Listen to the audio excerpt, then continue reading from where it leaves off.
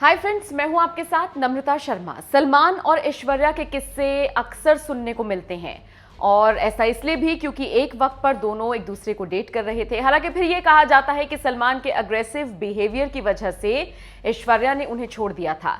लेकिन क्या आप जानते हैं सलमान से पंगा लेना ऐश्वर्या को किस कदर भारी पड़ा था? ये सब जानते हैं कि सलमान खान का सिक्का इंडस्ट्री में अब भी चलता है और सालों से चलता आ रहा है। और वैसे भी जिस वक्त वो ऐश्वर्या को डेट कर रहे थे उस वक्त भी उनका स्टारडम उनके हाथ लग चुका था। ऐसे में कई ऐसे बड़े डायरेक्टर्स थे जो सलमान को अपनी फिल्म में कास्ट करना चाहते थे, और या मैं ये कहूं कि सलमान की तूती उस वक्त बोलती थी तो कहना गलत नहीं होगा। सलमान से पंगा लेने के बाद ऐश्वर्या को कई बड़ी फिल्मों से हाथ धोना पड़ा था। जी हां, कई बड़े डायरेक्टर्स जो कि ऐश्वर्या के साथ काम करना चाहते थे, सलमान नाराज ना हो जाए इस वजह से उन्होंने अपनी फिल्मों से ऐश्वर्या को बाहर का रास्ता दिखाना शुरू कर दिया था।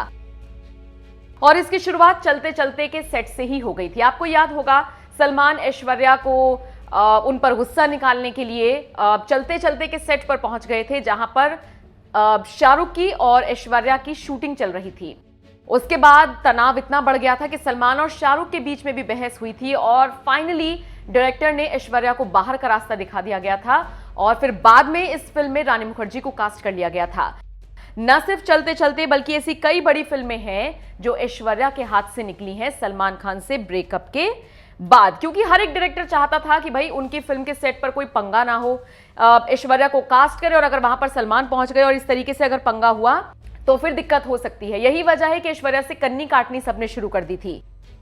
एक वक्त ऐसा भी आ गया था जब इंडस्ट्री में कुछ छोटे एक्टर्स के साथ ऐश्वर्या को काम करना पड़ा था, जिनमें प्रियांशु चटर्जी, अर्जुन रामपाल और विवेक ओबरॉय शामिल है। ये उस वक्त स्ट्रगलर्स थे, ये उस वक्त एक्टिंग में अपना हुनर आजमाने की कोशिश कर रहे थे, एक बड़ी फिल्म का इंतजार कर रहे थे। उस वक्त ऐश्वर्या को इन एक्टर्स के साथ काम करना पड़ा था। हालांकि ऐसा नहीं है कि फिर बड़ी फिल्में मिली ही नहीं ऐश्वर्या को, थोड़ा सा उनका टाइम लगा। उसके बाद उन्होंने कमबैक किया और कमबैक के बाद उन्होंने कुछ ना कहो, गुरु, सरकार राज और धूम 2 जैसी फिल्में की, जिनकी बदौलत एक बार फिर से ऐश्वर्या ने अपना सक्सेसफुल कमबैक किया था।